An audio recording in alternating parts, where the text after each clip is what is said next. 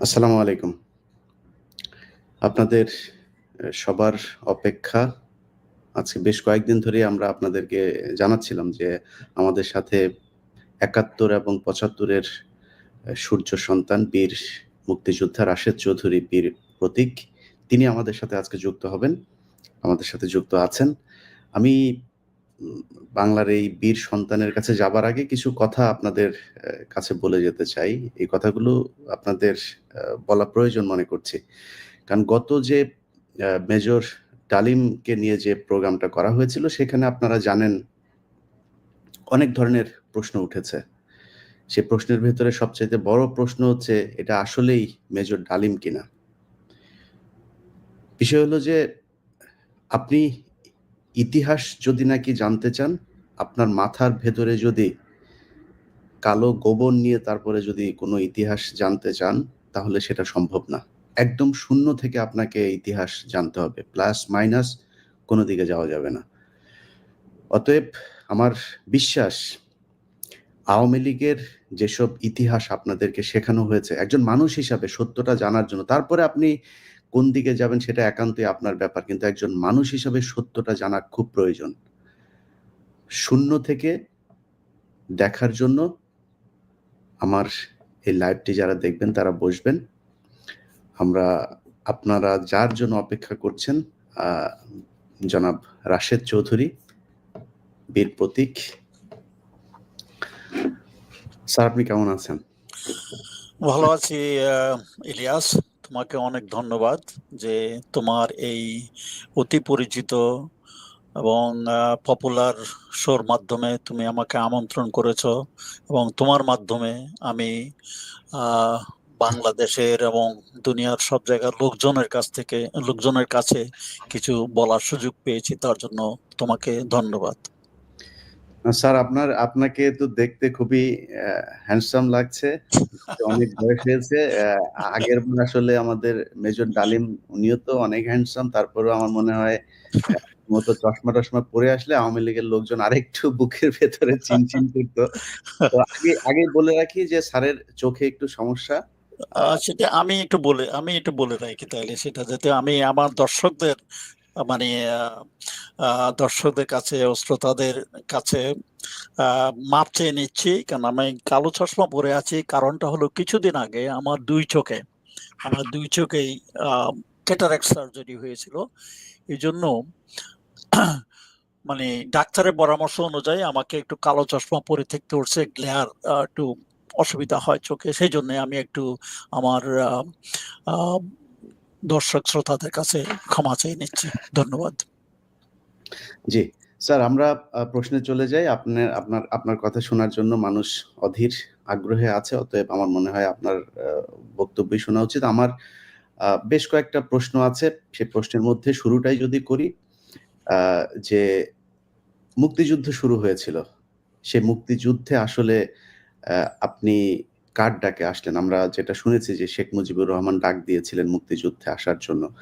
আসলে মুক্তিযুদ্ধে আপনি কিভাবে আ পার্টিসিপেট করলেন? কারণ আপনি তো তখন পাকিস্তানে ছিলেন। ধন্যবাদ ইলিয়াস। আ আ ১ম কথা বলে রাখি, তুমি আমা বলো কি আমি handsome? Thank you very much. আমি অত হ্যান্ডসাম নাই। এই বয়সে আমার বয়স হলো 78 ইয়ার্স। এই বয়সে যতটুকু সুস্থ থাকা যায়, যেরকম ভালো থাকা যায় অতটুকুই আছি। তবুও তোমার প্রশংসার জন্য অনেক ধন্যবাদ।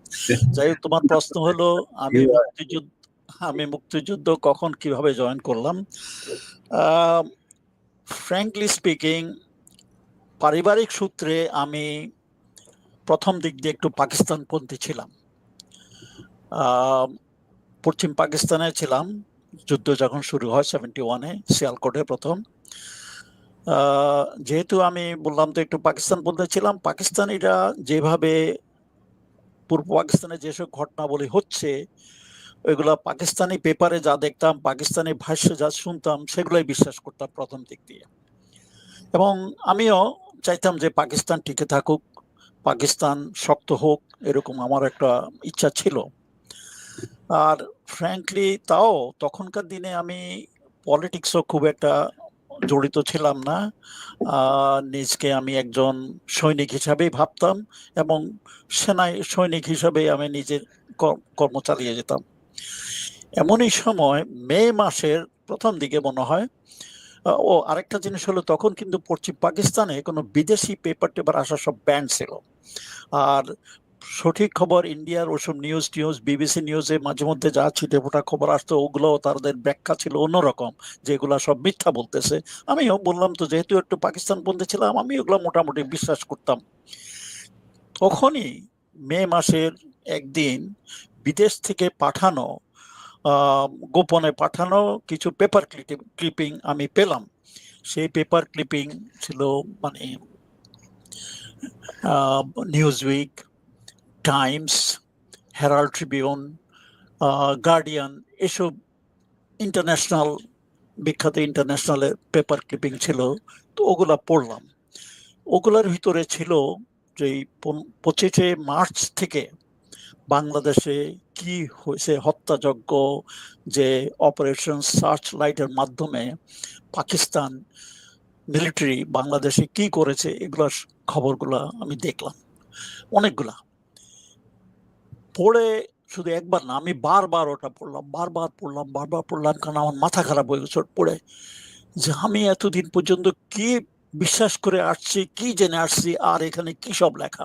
আর এসব ইন্টারন্যাশনাল নিউজগুলা অবিশ্বাস করার কোনো মানে কারণ নাই, কারণ তারা মিথ্যা বলবে কেন। আরেকটা জিনিস হলো 25শে মার্চের আগে অবশ্য শুনেছি যে অনেক বিদেশি জার্নালিস্টদেরকে সরে যেতে বলছে বাংলাদেশ থেকে, তবু অনেকে হোটেল ইন্টারকন্টিনেন্টালে ছিল এবং তারা এসব খবর টবর সংগ্রহ করে বিদেশে পাঠাইতে সম্ভব হয়েছে, তার মাধ্যমে তারা এসব জানতে পেরেছি। ওসব খবরগুলা পড়ে সত্যি বলতে কি আমার মাথা খারাপ হয়ে গেছে। আমি মানে মানে কয়েকদিন পর্যন্ত আমি ঘুমাতে পারি নাই। আমার মাথার মধ্যে তখন হচ্ছে আমি নিজেকে দীক্ষা দেওয়া শুরু করলাম যে এই পাকিস্তান সামরিক বাহিনী আমার দেশে আমার লোকজনের কাছে এমন কাণ্ড ঘটাইতেছে, আর আমি তাদের প্রতি লয়ালি অনুগত হিসাবে তাদের চাকরি করতেছি, তাদের এখানে থাকতেছি। আমি তখন যখনই চোখ বন্ধ করতাম, আমি কয়েকদিন পর্যন্ত ঘুমাইতেই পারি নাই। চোখ বন্ধ করতাম, ওসব কাহিনী পড়ে মনে হতো আমার চোখের সামনে দিয়া লাশ ভাসতেছে, আমার চোখের সামনে সেসব হত্যাযজ্ঞের কাহিনী দেখতেছি। তারপরে মানে চোখ বন্ধ করলে মনে হয় যে মা বোনদের আহাজারি কান্নাকাটি আমি শুনতে পাইতেছি। কয়েকদিন পর্যন্ত আমার মাথার মধ্যে এরকম ছিল। তারপর আমি সিদ্ধান্ত নিলাম, তখন আমার একটা বিরাট পরিবর্তন আসে গেল। ঠিক সিদ্ধান্ত নিলাম যে আমি এই দেশে থাকতে পারি না। আরো চিন্তা করলাম যে বাংলাদেশে এসব যা হচ্ছে, আরো মুক্তিযুদ্ধ হচ্ছে, সংগ্রাম চলছে, আমি ধারণা নিয়ে এটা আমার বদ্ধ ধারণা হয়ে গেছে বাংলাদেশ একদিন হবে, ইটস ম্যাটার অফ টাইম। 1 বছর 2 বছর 10 বছর যতদিন হতে হয়ে যাবে। একটা বিপ্লব শুরু হলে সেই বিপ্লবটা বন্ধ করা যায় না। যা বাংলাদেশে হচ্ছে সেটা বিপ্লব চলতেছে। এখন যখন বাংলাদেশ হবে আমি দেশে যাব, আমার পরিবার হবে, তখন আমি কিন্তু ম্যারিড ছিলাম না, পরিবার হবে, আমার বাচ্চা কাচ্চা হবে। তখন একদিন তারা হয়তো যদি জিজ্ঞেস করে, দাদা বাবা তুমি 71-এ যুদ্ধের সময় তুমি একজন সেনাবাহিনীর সদস্য ছিল, কি করছিলে, তোমার কি রোল ছিল, আমি কিভাবে বলবো? আমি কিছুতেই বলতে পারবো না তাদেরকে যে আমি পাকিস্তানিদের পক্ষে, পাকিস্তানের পক্ষে এই হত্যাযজ্ঞে বা এদের সহায়ক হিসাবে ছিলাম। এটা আমার পক্ষে বলা সম্ভব হবে না।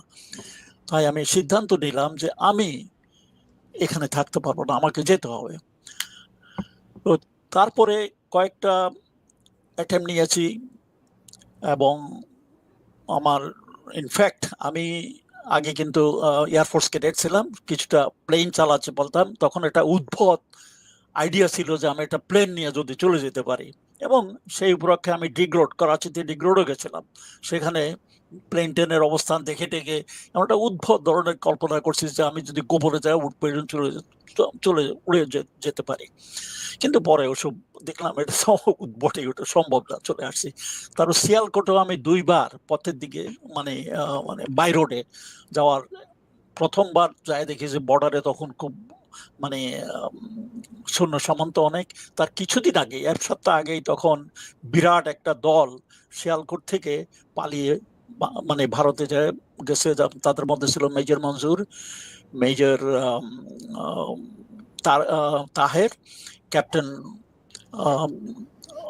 মেজর জিয়াউদ্দিন, ক্যাপ্টেন গনি, এরা সব একটা গ্রুপ মিলে তারা ছিল। এটা বিরাট একটা মানে কমোশন ক্রিয়েট হয়ে গেছে মানে পাকিস্তানে তখন। অর্থাৎ ওই অঞ্চলে যারা কেউ আর ভাগতে না পারে একবারে ভালো করে বর্ডারে বর্ডারে তখন ডিপ্লয়মেন্ট শুরু হয়ে গেছে। তো প্রথম দিন যখন আমি চেষ্টা করলাম মিলিটারি দেখে আমি ফেরত চলে আসছি। দ্বিতীয় যখন আবার চেষ্টা করলাম, অনেক হাঁটতে হাঁটতে হাঁটতে হাঁটতে একটা সুবেদারের কাছে ধরা পড়ে আবার ফেরত চলে আসলাম। ওই সুবেদার সে আবার সামারাদার আমাকে আগে থেকে চিনতো, সিয়ালকোটেরই। সে আবার যশোরে চাকরি করছে এবং সে বাংলাদেশদের প্রতি তার একটা দুর্বলতা আছে। সে আমাকে বললো যে স্যার আমি আপনাকে চিনি, আমি আমাকে আপনার এই যে পালাতে চাচ্ছেন আমি এটা কাউকে রিপোর্ট করব না, আপনি আপনার ইউনিটে ফেরত চলে যান। যাই হোক আমি চলে আসছি। তারপরে আমার বদলি হয়ে গেল লাহোরে। লাহোরে আসলাম। যখন লাহোরে আসার পরে নতুন জায়গা, বর্ডার আমি চিনি না। আমি এখন একটু ভান করলাম যে আমি একবারে পুরাপুরি পাকিস্তানি একজন সৈনিক, যাতে আমার কমান্ডার এবং অন্যান্যদের আমি বিশ্বাস অর্জন করতে পারি, এবং আমি আই ওয়াজ সাকসেসফুল। কিছুদিন পরে, এক সপ্তাহ বা 2 সপ্তাহ পরে আমাকে বর্ডারে পাঠানো হলো অ্যাজ এ FOO, যেটা বলে ফরওয়ার্ড অবজারভেশন অফিসার, যেটা আর্টিলারির। আমি তখন আর্টিলারিতে ছিলাম। আর্টিলারির যে ফরওয়ার্ড ইনফ্যান্ট্রির সাথে থেকে এনিমি পজিশনে বোমা আনার, যারা আনে তাদেরকে ফরওয়ার্ড অবজারভেশন অফিসার বলে। সেখানে গেলাম। সেখানে যে আমি কিছুদিন খুব মানে নিজের কাজ বাংকার বানানো বা অন্যান্য যেসব কাজ আমার দরকার এগুলো করেছি। করে আবার সিইও একদিন আসছে, আমার মানে ওসি একদিন আসছে, সেটার সাথে তারা খুব খুশি। স্যার একটু ইন্টারাপ্ট করি স্যার। বলো। এই আলোচনাগুলো আমরা খুব বেশি করতে চাই না, কারণ দর্শকের অনেক গুরুত্বপূর্ণ আলোচনা আছে। তো এটা জাস্ট আপনি কিভাবে আসলেন, তারপর যোগ দিলেন বাংলাদেশে ওই জায়গায়। ওকে সরি। এনিওয়ে, অনেক বহুত মানে পরিকল্পনা আছে, ওগুলো আমি ডিটেল যেতে চাই না। শেষ পর্যন্ত মরিয়া হয়ে একটা জিপ চালিয়ে, আমি নিজের, আমাদের জিপ ছিল একটা আমেরিকান শক্ত জিপ চালিয়ে এই ডিপ্লয়মেন্টের মাধ্যমে, আমার ব্যাকম্যান ছিল বাঙালি, তাকে সাথে নিয়ে এই মানে রাত্রেবেলা অন্ধকারে বর্ডার ক্রস করে আমি ভারতে চলে গেলাম। তবে এগেইন এটা এত সোজা ছিল না। বেশ অনেক প্ল্যান ট্যান করে, অনেক অসুবিধার মধ্যে, বিপদও পড়েছি কয়েকবার, অনেক সন্দেহ হয়েছে অনেকের মধ্যে। এগুলো সব এড়ায় আমি এটা সাকসেসফুল হয়েছি। এবং ভারতে গিয়ে কাসুর রিভারে আমি আবার জিপ পড়ে গেছিলাম। আমার ব্যাকম্যানকে বাইরেতে বললাম, আমি জিপের নিচে পড়ে গেলাম, অনেক মরতে বেঁচে গেছে। যাই হোক, ওই পাড়ে গিয়ে ভারতে গেলাম। ভারতে রাজৌকে ক্যান্টনমেন্ট প্রথমে, তারপরে ফিরোজপুর ক্যান্টনমেন্ট, সেখান থেকে দিল্লিতে মানে সপ্তাহখানিক ইন্টারোগেশন। তারপর সেখান থেকে আমাকে পাঠানো হলো মুজিবনগরে জেনারেল জিয়ার সাথে আমার, সরি, ওসমানী সাহেবের সাথে আমার সাক্ষাৎ হয়। সেখান থেকে উনি আমাকে পাঠালেন প্রথম আগরতলা থেকে মাসিমপুর, শিলচর থেকে মাসিমপুরে যখন আসি, নাম্বার 4 সেক্টর হেডকোয়ার্টার, ওখানের কমান্ডার ছিলেন কর্নেল সিআর দত্ত। উনি আমাকে বিকালবেলা আমাকে রিসিভ করলেন। আমার সাথে ছিল আরেকজন সেকেন্ড লেফটেন্যান্ট সাজ্জাদ আলী জাহের, সেও আর্টিলারি। তো আমাকে উনি ওয়ার্মলি ওয়েলকাম করে আমার রাত্রেবেলা কোথা থাকবো জায়গাটা দেখাই দিলেন। আমি সেখানে গেলাম। সেখানে যাওয়ার কিছুক্ষণ পরে আমার পাশের রুম থেকে একটা পরিচিত গলার আওয়াজ পেলাম। তো আমি সেই রুমে গেলাম দেখা করার জন্য। উনি কে? তো যেই দেখি যে অন্ধকার মানে সন্ধ্যা হয়ে যাইতেছে, আলো অন্ধকারের মধ্যে দেখি একজন ভদ্রলোক আদাস অবস্থায় আছেন। উনি কথা বলছেন সিআর দত্তর সাথে। উনি বসে আছেন, দত্তদা বলে কথা বলছেন। তো আমি গিয়ে সালাম দিলাম। সালাম দিয়ে পরিচয় দিলাম। পরিচয় দেওয়ার পরে তো উনি উঠে বসলেন। আমার হাত শেক করে বললেন, ও ইউ আর দি ওয়ান, তুমি আমার আর্টিলারির কমান্ডার হিসাবে এসেছো। তো তখন কিন্তু আমার ওনার নামটা আমার তখনও মাথার মধ্যে আসতেছিল না। আমার পিছনে সাজ্জাদ আসছে। সাজ্জাদকে আমি পরিচয় করে দিলাম যে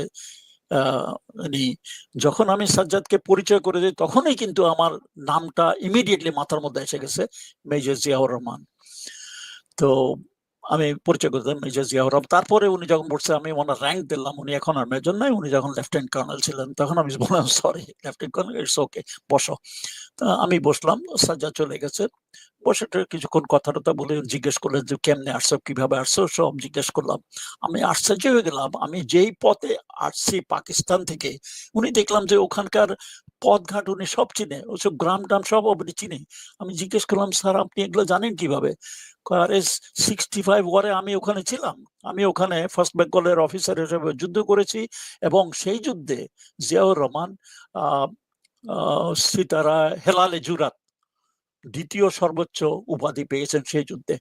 আমি ওখানে আমি সব জানি, অর্থাৎ আমি যেদিক দিয়ে আসি উনি পুরোপুরি এদিক জানে। যাই হোক, তারপরে সেদিন সন্ধ্যা আমরা খেয়ে দিয়ে উনি আমাকে বললেন, ওনার হেডকোয়ার্টার ছিল কৈলাস শহরে, উনি ওখানে চলে যাবেন।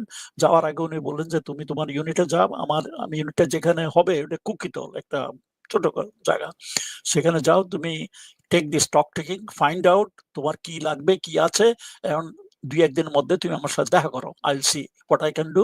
এন্ড আমি আমার আর্টিলারিটিকে আমি যথাসম্ভব তাড়াতাড়ি এটাকে তৈরি করে যুদ্ধে যাওয়ার জন্য আমরা রেডি করতে হবে। কারণ ইতিপূর্বে যা আর্টিলারি, জেড ফোর্সের আর্টিলারি এর আগে ছিল না, ওই মাঝে মধ্যে 2-1টা মনে হয় ইন্ডিয়ান সাহায্য নিত, ওগুলা he was not very happy with it, and he wanted to have his own artillery force. এই জন্য he was insisting you go see me within shift. যাই হোক, তারপরে যুদ্ধ শুরু, আর্টিলারি আমি দিনে শর্ট টাইম আর্টিলারি তৈরি করে আমরা যুদ্ধে গেলাম। যুদ্ধ প্রথম অপারেশনটা আমার মনে আছে বড় লেখাতে আমরা করি, লাঠিটিলা অঞ্চল থেকে বড় লাথায় করি। আশ্চর্যের বিষয় এবং সুখের বিষয় হলো প্রথম অপারেশনটাই দ্য মোস্ট সাকসেসফুল। আমার artillery, the first shot of my artillery fail on a concentration of Pakistani, যারা 8 বেঙ্গলের উপরে আক্রমণ করতে তৈরি হইতেছিল, এবং সাথে সাথে এই সাম্বো বলে তছনছ করে ফেলেছে। অনেক কাহিনী অনেক অতীতে বলতেছে। তারপর সেখান থেকে শুরু করে আমরা মানে সিলেটের তারপরে ছাতক, মৌলভীবাজার, জুড়ি এইসব অঞ্চল হয়ে সিলেটের শেষ যুদ্ধটা আমাদের সিলেটের ওখানেই হয়। তো আমার ফাইনাল আমাদের পজিশন ছিল সিলেটের উপকণ্ঠে সুরমা নদীর দক্ষিণ পাশে। আমি ইউজুয়ালি গ্রামের ছেলে, এই জন্যই গাছ টাছে চড়তে পারি। তো আমার মনে আছে সুরমা নদীর দক্ষিণ পাড়ে বিরাট একটা গাছের উপরে উঠে আমি অবজারভেশন হিসাবে, আমার বাইনোকুলার আছে, ম্যাপ আছে, আর ওয়াকি টকি সেট দিয়ে আমার নিচে যে সিগনালার, সে আমি তাকে কমিউনিকেট করি, সে তার ওয়্যারলেস দিয়ে গান পজিশনে কমিউনিকেট করে, মানে গোলাপ ফালানোর। সেখানে সেই গাছের উপর থেকে আমি উঠে মানে শুনেছি যে পাকিস্তান এটা কনসেন্ট্রেট করতেছে সিলেটের উত্তরে, কয়েক মাইল উত্তরে একটা কলেজে, এবং সেটা আমি উপরে উঠে ওটা দেখতে পেরে ওটার ম্যাপ গ্রিড দিয়ে পাঠিয়ে দিলাম, এবং ওখানে গোলাবর্ষণ, that was my last operation আর কি। গোলাবর্ষণ করার পরে মাঝখান দিয়ে, by that time major Rashid আমার ইউনিটে জয়েন করেছে। জয়েন করার পরে উনি আমাকে ওই গোলাপ বর্ষণের মাঝখানেই বললো যে রাশেদ, পাকিস্তানি দেওয়ার সাজা দেওয়ার দরকার নাই, দে আর সারেন্ডারিং। আমি বললাম যে স্যার আমি তো কোনো কিছু শুনি নাই, আমি এইমাত্র রেডিওতে শুনলাম। তখন আমি বললাম যে আপনি কি কমান্ডারের কাছ থেকে কোনো নির্দেশ পেয়েছেন, মানে জিয়াউর রহমানের কাছ থেকে কোনো নির্দেশ পেয়েছেন? কারণ আমি এখনো পাই নাই, আমি খবরটা ইয়েতে রেডিওতে পেয়েছি। আমি বললাম যে আমি তো গোলাগুলির আওয়াজ এখনো চতুর্দিকে শুনতেছি, মানে যুদ্ধ এখনো মানে শেষ হয়েছে বলে মনে হয় না। যাই হোক, তবুও আমি বললাম যে আমি দেখি, আমি আরো কয়েক রাউন্ড সালবো ওখানে ফালায়, আমি তারপর সিজ ফায়ার করে বন্ধ করে নিচে নেমে আসছি। That was my last position of the war. এই মাঝখানে কিন্তু অনেক যুদ্ধ টুদ্ধ আছে, এত কিছু বলার সময় নাই। বিভিন্ন দুঃখের কাহিনী আছে, ভালো কাহিনী আছে। আপনি প্রায় 9 মাসের গল্প বলে ফেললেন মানে কয়েক মিনিটে। আমার কোশ্চেন হচ্ছে যে এই যে লম্বা একটা জার্নি ছিল আপনার, সেই পাকিস্তান থেকে এত লম্বা এত দূর আসলেন, এর মাঝখানে মানে আওয়ামী লীগের লোকজনের সাথে দেখা হয়নি, বা তারা কোথায় ছিল? কাউকে কি বাংলাদেশে এই যুদ্ধের মাঠে কাউকে পেয়েছেন কিনা? প্রথম হলো আওয়ামী লীগের 2-1 জনকে, ওই যে মুজিবনগরে যখন আসি ওখানেই এই 2-1 জনের সাথে যা পরিচয় হয়, দেখা হয়। তো পলিটিক্যালি আমার মুজিবনগরে আমি ছিলাম মাত্র কয়েক ঘন্টা, অতএব ওই কয়েক ঘন্টার মধ্যে আমার অত লোকজনের সাথে পরিচয় হয় নাই। তখন ক্যাপ্টেন নূর ছিল ওসমানীর এডিসি, পুরানা বন্ধু মানুষ, তাকে দেখছি, আর অফিসার ম্যাচে দুই একজন অফিসারকে দেখছি। ইনফ্যাক্ট শেখ কামাল, মুজিবের ছেলে, নতুন কমিশন পেয়ে এসেছে, হি ওয়াজ ডিটেড to look after me at Mujibnagar. তাকেও আমি জানতাম না, চিনতাম না, কথা বলার ছলে জানতে পারলাম যে সে মুজিবের ছেলে। তো কোনো পলিটিক্যাল এলিমেন্টের সাথে আমার কোনো দেখা টাকা হয়নি। আর যুদ্ধক্ষেত্রে আমি যখন আমাকে কলকাতা থেকে আগরতলা পাঠায়, অনেক কাহিনী আছে। আগরতলা রাত্রে এসে পৌঁছার পরে আমরা পাশে একটা মুক্তিবাহিনী ক্যাম্পে আমাদেরকে নিয়ে যাওয়া হলো। ওখানে আমার সাথে আমি এখানে আমার সাথে আরো 10-12 জন ইনফ্যান্ট্রি 5 বেঙ্গল রেজিমেন্ট থেকে, তারা সিয়ালকোট থেকে পালিয়ে আসছে, তারা আমার সাথে ছিল। আমাকে ওদের ইনচার্জ করে পাঠানো হলো। তো ওই ক্যাম্পে ছিলাম রাত্রেবেলা।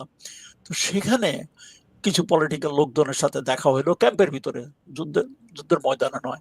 এবং সের মধ্যে ছিল আমাদের চাঁদপুরের মিজানুর রহমান চৌধুরী, ইনি আমার দূর সম্পর্কের আত্মীয়, ওনার সাথে দেখা হলো।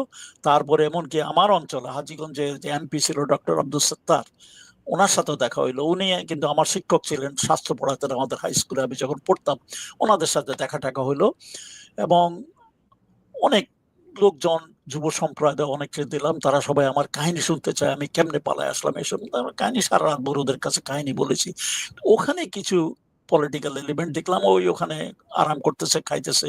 তো মিজানুর রহমান চৌধুরী বড় একজন, উনি হয়তো নিজের কাজকর্ম বলার জন্য বলছে যে ভাই আমি কয়েকটা ক্যাম্পের ইনচার্জে আছি, এগুলো সব দেখাশোনা করি, তুমি যাও, তোমার যেখানে তোমাকে পোস্টিং করছে কয়েকদিন পরে তোমার ওখানে আসবো, দেখা করব, আমাকে বলে দেন।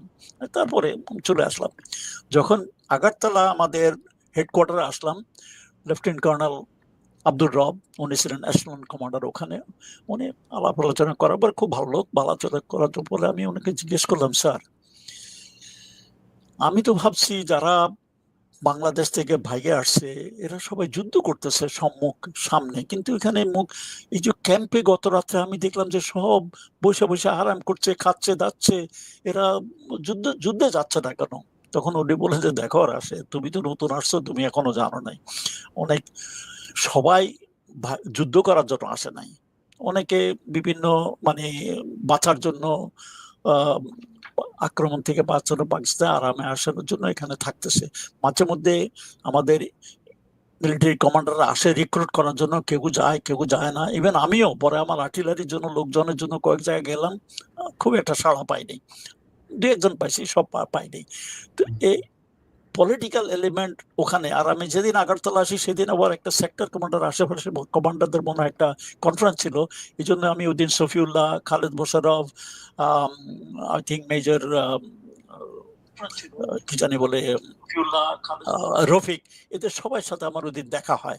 এমনকি শেখ মুজিবের ছোট ভাই শেখ নাসেরের সাথে ওদিন দেখা হলো, ল্যাংড়া ঘোড়া উনিও।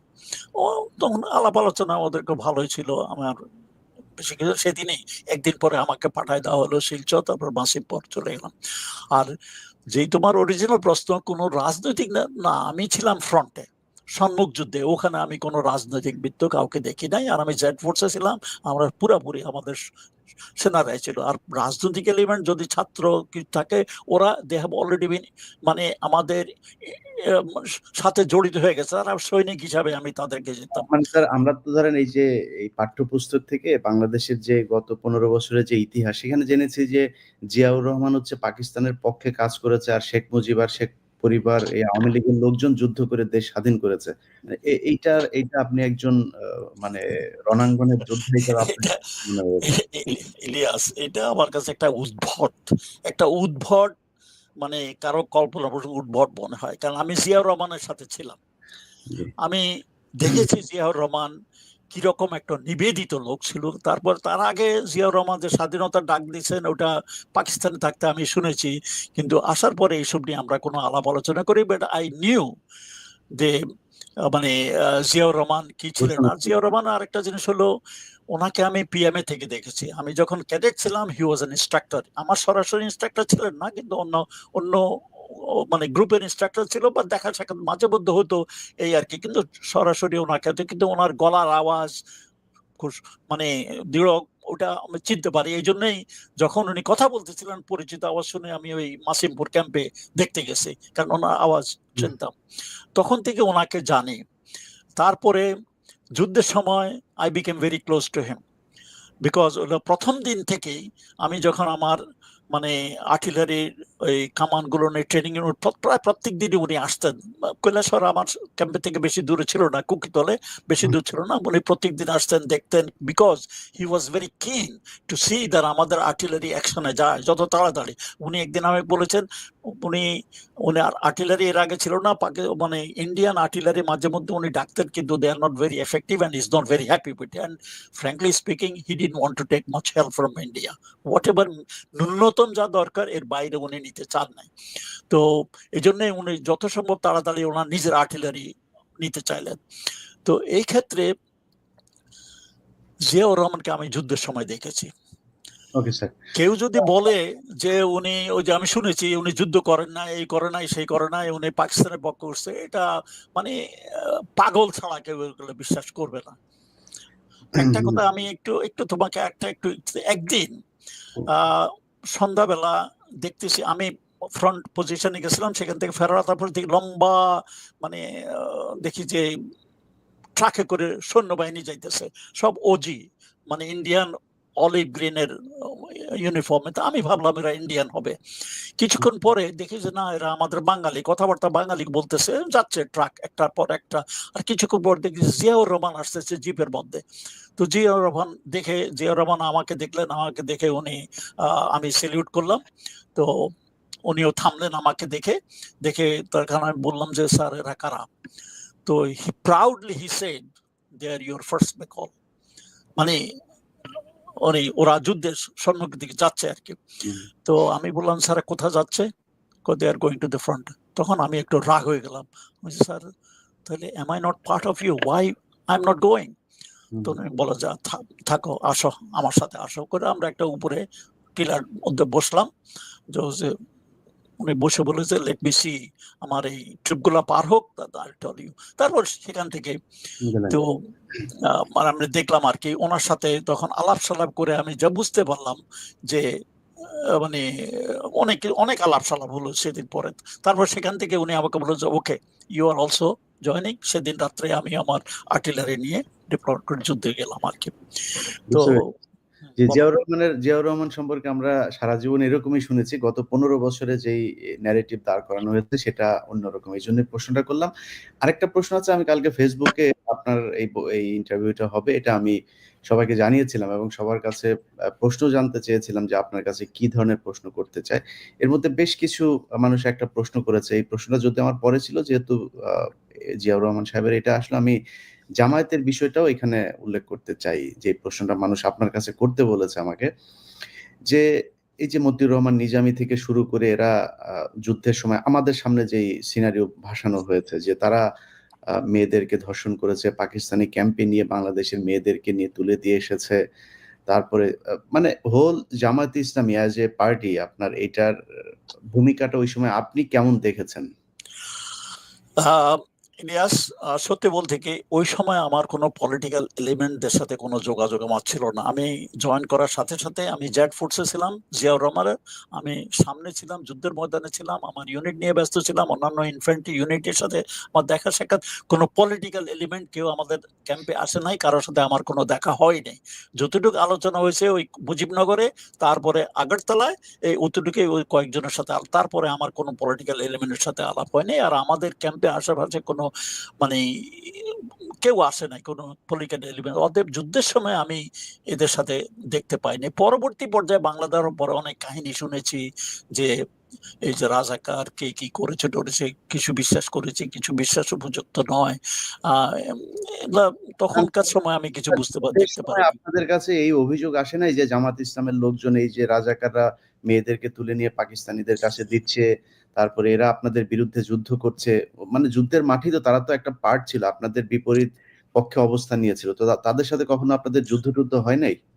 নো, 71 আমার এরকম কোনো অভিজ্ঞতা নাই। অভিজ্ঞতা অন্তত আমি যেখানে ছিলাম, মানে আমাদের বাংলাদেশের পূর্বাঞ্চলে, ওখানে আমার নজরে তত কথা হলো আমি ছিলাম সম্মুখ যুদ্ধে। পিছনে কে কি হয়েছে কোনো ক্যাম্পে ট্যাম্পে আমি খুব একটা জানি। ২-১ বার রিক্রুট করার জন্য গেছি ২-১ জনে আমার কোনো পলিটিক্যাল এলিমেন্টের সাথে আমার কোনো যোগাযোগ হয় নাই। আমি জানি না। আমার আমি বলতে পারব না। এগুলা পরবর্তী পর্যায়ে বাংলাদেশ হওয়ার পরে বিভিন্ন অনেক কাহিনী-টাহিনী শুনেছি। কিন্তু আমার যুদ্ধের সময় কারো সাথে এরকম কোনো মোলাকাত হয়নি, দেখা হয়নি। না, ঠিক আছে। জি স্যার, আমরা শুনেছি যে আপনাদের সাথে জামাত ইসলামেরই সবচাইতে বেশি যুদ্ধ হয়েছে। রাজাকাররা খুব অর্গানাইজ একটা বাহিনী ছিল, তাদের অস্ত্র ছিল পাকিস্তানিরা। Not not in my area, not in my Z force. যেখানে জেড ফোর্সের সাথে আমি ছিলাম, জিয়াউর রহমানের ফোর্সের সাথে আমি সরাসরি কানেক্টেড ছিলাম 8 বেঙ্গলের সাথে, এবং পরোক্ষভাবে আমার মানে আর্টিলারি সাহায্য আমি দিছি 3rd বেঙ্গল এবং 1st বেঙ্গল। মানে আমার সাথে এমন কোনো পলিটিক্যাল এলিমেন্টের তখন কোনো দেখা সাক্ষাৎ হয় নাই। থাকতে পারে, বাট আমার সাথে কোনো আমি বলছিলাম না। আমি সত্য কথা বলতে কি, আমি যুদ্ধের একটু শেষের দিকে জয়েন করাতে I was too busy in the front line. জি। অতএব ওসব দেখার আমার সুযোগ হয়নি। মূল প্রশ্নে চলে যাই স্যার। 15ই আগস্ট কেন ঘটালেন স্যার? 15ই আগস্ট বলতে গেলে ভাই অনেক কাহিনী আছে। আমরা যারা যুদ্ধ করেছি তাদের মনের ভিতরে অনেক তাদের মনের মধ্যে অনেক সরি তাদের না, সমস্যা হচ্ছে না স্যার, আমাদের বলেন। আমার এই ডিস্টার্ব করতেছে একটা ব্যাপারে।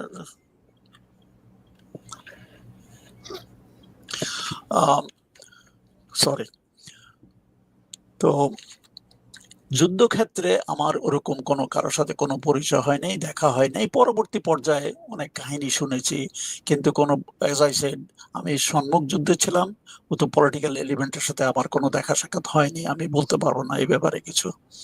সরি, তোমার প্রশ্নটা কি ছিল? 15ই আগস্ট। 15ই আগস্ট, সরি।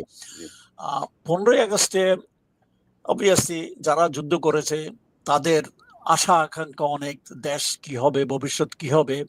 সেই হিসাবে একজন ইয়াং অফিসার হিসাবে তো আমার মনের মধ্যে এরকম ছিল।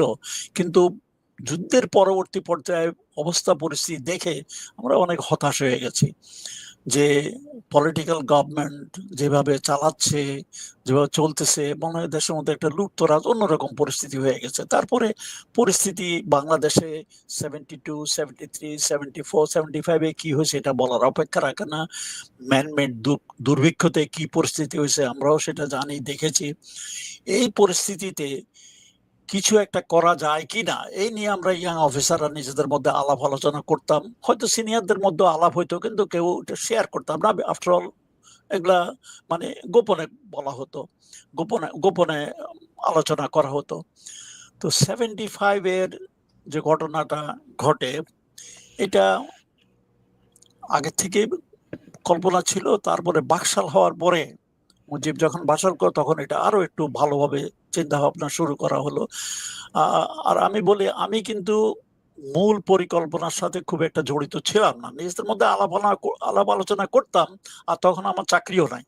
বাইরে মানে অবস্থা, তারপর আর্থিক অবস্থা খুবই খারাপ ছিল। যে কিছু একটা রোজগার করার জন্য ধান্দা-টান্দার মধ্যে ব্যস্ত ছিলাম। তবে ক্যান্টনমেন্টে যেতাম, বন্ধু-বান্ধবের সাথে আলাপ হতো। মোস্টলি আমার ইউনিট ছিল টুফিল্ড, তখন টুফিল্ডের সিও ছিল রশিদ। যে 15ই আগস্টে ছিল, সেই রশিদের সাথে আলাপ-সালাপ করতাম, আমার জনের সাথে আলাপ করতাম। আর ইউনিটে যেতাম কোনো অর্ডার-টর্ডার নিয়ে, যদি কিছু একটা কন্ট্রাক্ট ব্যবসা করতে, এটাই ছিল। খুব একটা মানে সন্তোষজনক ছিল না। পয়সা কড়ি নাই। ব্যবসা করতে তো পয়সা লাগে। অনেক বন্ধু-বান্ধবের কাছে গেছি যারা ব্যবসায় প্রতিষ্ঠিত ছিল, তাদের কাছে সাহায্য চাইছি। খুব একটা মানে আশাবাঞ্ছক সাহায্য পাইনি। যাই হোক, এরকম পরিস্থিতিতে আমার মনে হয় একদিন রশিদের সাথে আলাপ করছিলাম, দেশের অবস্থা এসব নিয়ে আলাপ-সালাপ করতেছিলাম। তো রশিদ আবার একটু কথা-টথা কম বলে, চাপা, সে বেশি কথা বলে না। তো বলার সময় বলল যে, "তুমি কি ঢাকার বাইরে কোথাও যাওয়ার প্ল্যান আছে?" আমি বলছি, "না, ঢাকাতে আছি।" তো সপ্তাহখানেক আগে 15ই আগস্টে তখন বলল যে, "ঠিক আছে, ঢাকায় থেকো।" তো আমি তখন বুঝতে পারি নাই তখন কি। আমি ভাবছি আমি অর্ডার-টর্ডার নেওয়ার চেষ্টা করতেছি, হয়তো উনি আমাকে বড় একটা অর্ডার দিবেন। এইজন্যই বলতেছে ঢাকায় থাকতে। তারপরে আমি ভুলে গেছি, আমি নিজের কাজে-টাজে ব্যস্ত। 15 তারিখে রশিদ হন্য হয়ে আমাকে খুঁজতেছে। সে আমি যেখানে থাকি আমার শ্বশুরবাড়িতে, সে জায়গা সে চিনে। আসছিল দুপুরবে একবার, আমাকে পায়নি, কথাটা তো বলে চলে গেছে। মেজর নূরকে লাগাইছে আমার পেছনে আমাকে খুঁজে বাইর করতে। সারাদিন নাকি তারা আমার ফোন করছিল। আমি সন্ধ্যাবেলা যখন ঘরের মধ্যে ঢুকতেছিলাম, এমন সময় আমার এক শালী ফোনে ছিল। সে বলে যে, "ধরেন, ধরেন, উনি আসতেছে।" বলে আমাকে ফোন দিল। দেখলাম যে অপরদিকে মেজর নূর। তো মেজর নূর সাথে শাহরিয়ার আছে। কয়, "স্যার, শাহরিয়ার, আমি আপনার সাথে একটু দেখা করতে আসতে চাই। আপনি কি আছেন?" আমি বলছি, "হ্যাঁ, আছি, আসো।" ওরা চিনে আমাকে, জানে আমার কোথায় থাকি তাও জানে। তারপরে শাহরিয়ার এবং নূর তারা মানে আশেপাশে কোথায় ছিল, ৫-১০ মিনিট পরে তারা আসলো আমার শ্বশুরবাড়িতে। ওরা চা-টা খাইলো। মধ্যেই তারা আমাকে তখনও কিছু বলে নাই। বলছে, "স্যার, আমরা একটু এক জায়গায় যাবো। মানে আপনি আমাদের সাথে আসেন।" তো আমি বললাম, "ঠিক আছে।" আমি এটাও তো সিরিয়াসলি কিছু নেই। তো যেহেতু আমি এখন যাবো, আমার শ্বশুরবাড়ির